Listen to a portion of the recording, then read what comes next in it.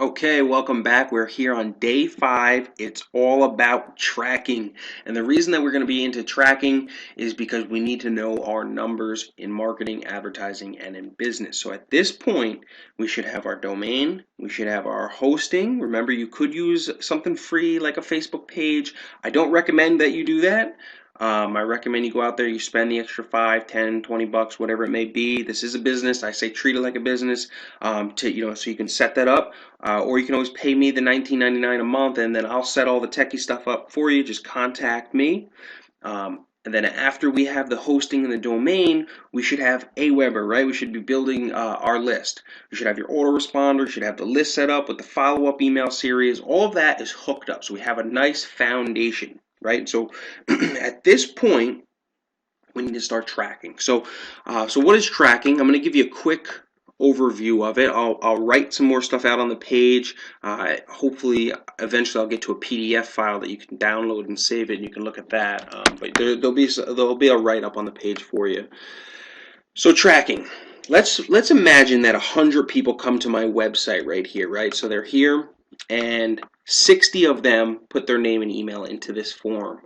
Well, that would mean if I'm tracking this, that would mean my lead conversion rate is 60%.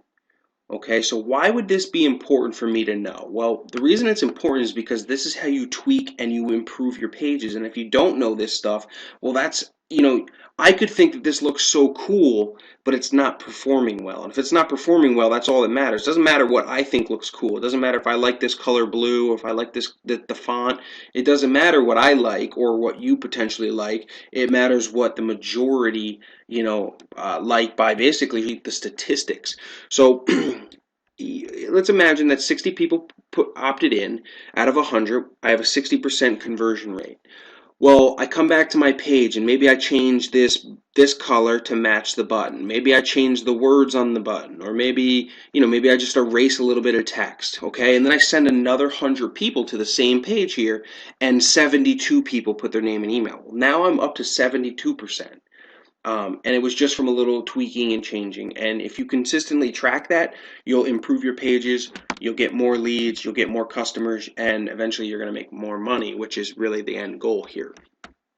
This is another one of my products, one of my membership sites.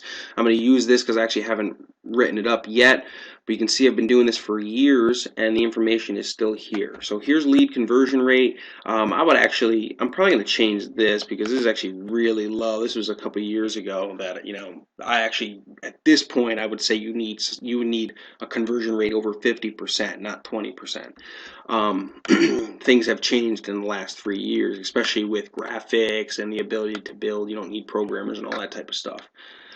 So with tracking, a few other things that you need to know. Sales conversion rate. It's really simple. If you had 100 leads come in, you had 100 people join your list, and 2 of them purchased, well, you have a 2% sales conversion rate. 10 of them purchased, well, you got a 10%. I don't really use that number too often, really, for me, just because I feel like it's common sense. But again, I'm going to write some information up just so that you can look at it. Cost per lead is actually one of the things that I really look at.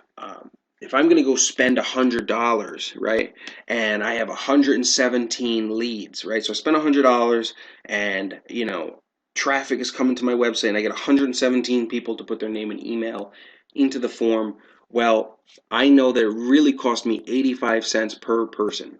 That's, so knowing that number, I know what it cost me, and then I can figure out how much am I actually making.